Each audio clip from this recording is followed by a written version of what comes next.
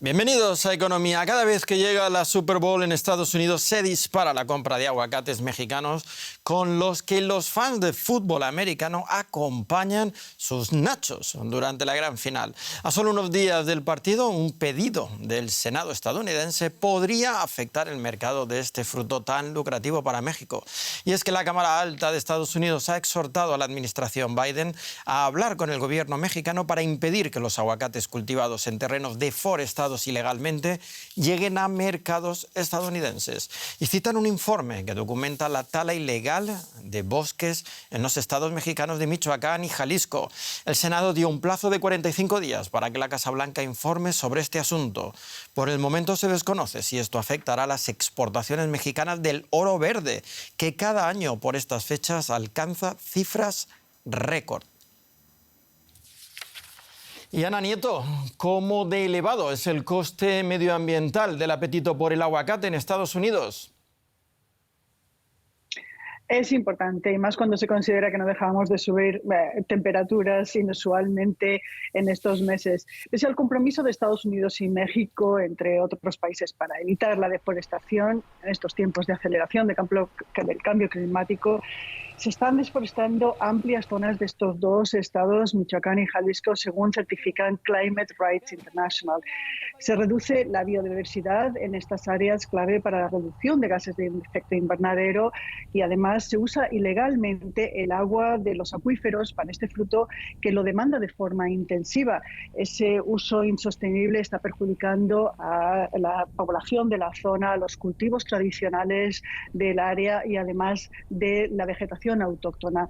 México ha producido aguacates desde siempre, pero no a la escala industrial que precisa la exportación a Estados Unidos, un país en el que el apetito por el aguacate se ha disparado, se ha multiplicado por 3 desde el año 2000, no deja de crecer.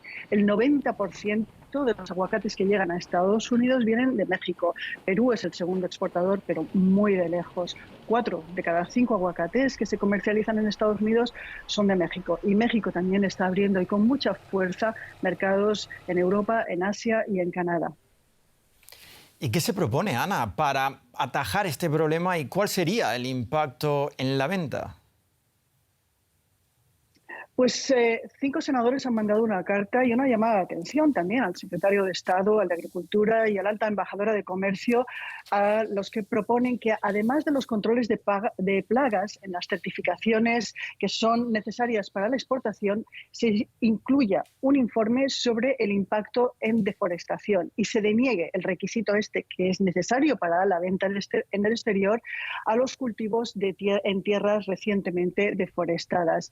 Los senadores consideran que la mayor parte de los cultivos están en tierras que están legalmente dedicadas al cultivo del aguacate y que estos requisitos se pueden implementar sin necesidad de perjudicar ni a los consumidores ni a las ventas de México y con un impacto positivo para los agricultores que sí que cumplen la ley. De lo que se trata es de reducir el incentivo a la deforestación. Desde Climate Rights International, que es uno de los proponentes de este requisito, dicen que cuando las sanciones y las soluciones son simples y son baratas, no actuar por parte de un gobierno o por parte de las empresas es inexcusable. Gracias, Ana, desde Nueva York. Y en plena crisis económica, unos 360.000 argentinos se han dejado leer el iris a cambio de que les den criptoactivos equivalentes a $22. Se trata de una campaña de WorldCoin, una billetera de criptoactivos que en nombre de la universalización financiera busca registrar así clientes como usuarios únicos. La empresa alega que después borra los datos biométricos. Más de 3 millones de personas se inscribieron en 35 países. En Argentina hay quienes cuestionan el proyecto por el uso de datos personales, sobre todo de personas en situación de pobreza. La Plaza Jusey en Buenos Aires suele ser frecuentada por estudiantes universitarios, pero estos días llegan personas en apuros económicos. Aquí la billetera de criptomonedas WorldCoin les da el equivalente a $22 a quienes se den de alta.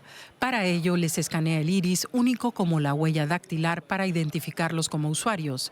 Es un proyecto de Tools for Humanity, empresa con sede en San Francisco y Berlín, que cofundó Sam Altman, CEO de OpenAI, la firma de ChatGPT.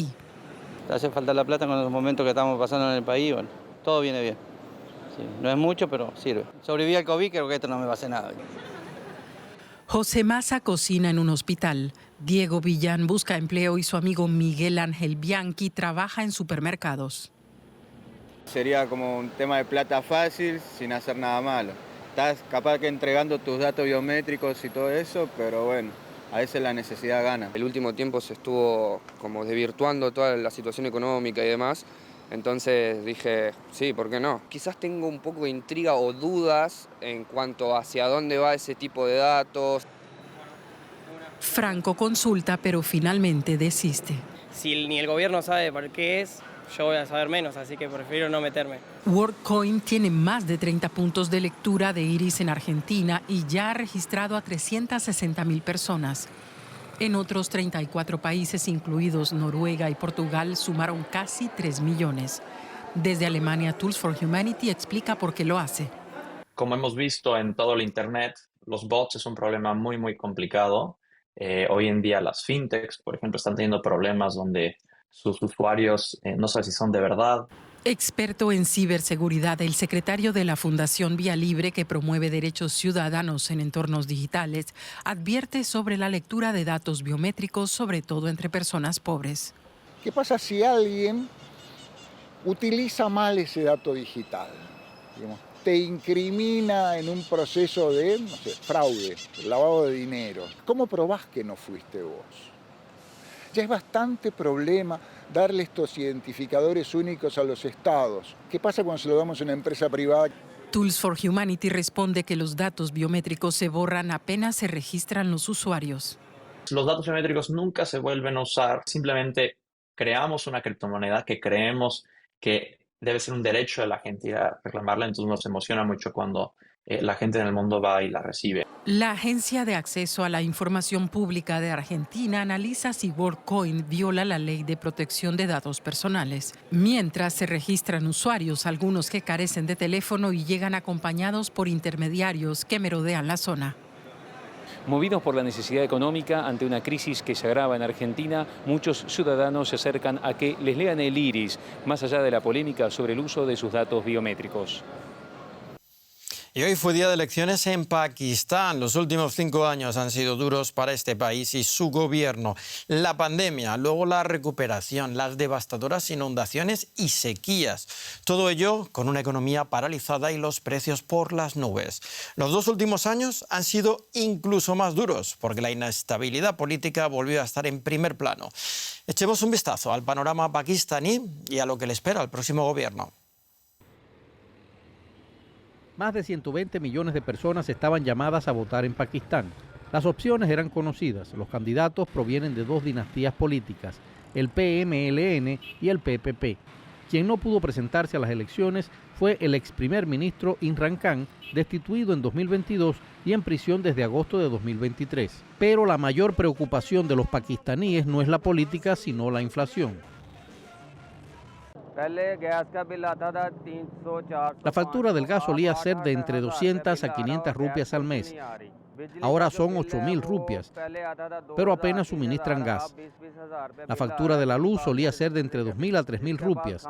Ahora llega a las 20.000 rupias. ¿Cómo va a pagar una persona pobre facturas así? La gente que tiene lo justo para comer, ¿cómo va a pagar el gas?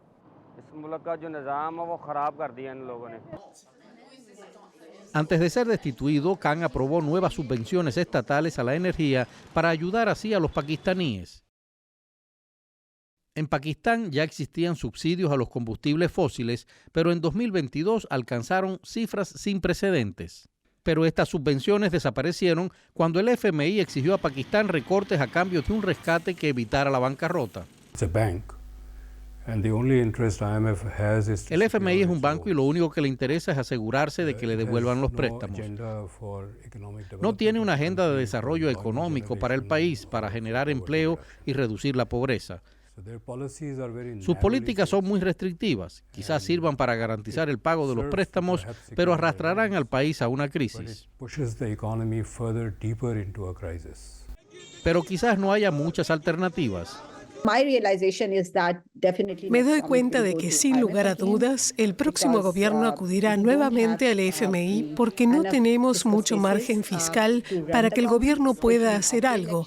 Tendremos que volver a llamar a la puerta del FMI. Para Sahat, que como la mayoría paga el precio de la mala gestión económica y lucha por sobrevivir, el problema son los políticos. El FMI no debería seguir prestando dinero al gobierno. Se quedan ese dinero para ellos y dan millones y millones a sus asesores y ministros.